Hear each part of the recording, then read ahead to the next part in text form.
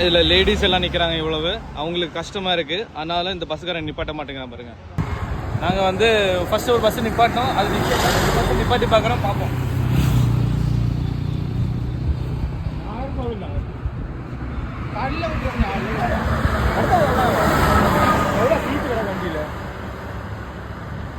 அடுத்த பஸ் வருது, அதே நிப்பாட்டி பார்க்குறோம், அது நிப்பாட்டாங்க பார்ப்போம்.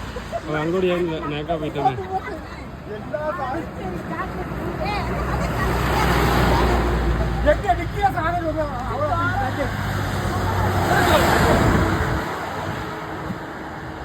இந்த பாருங்க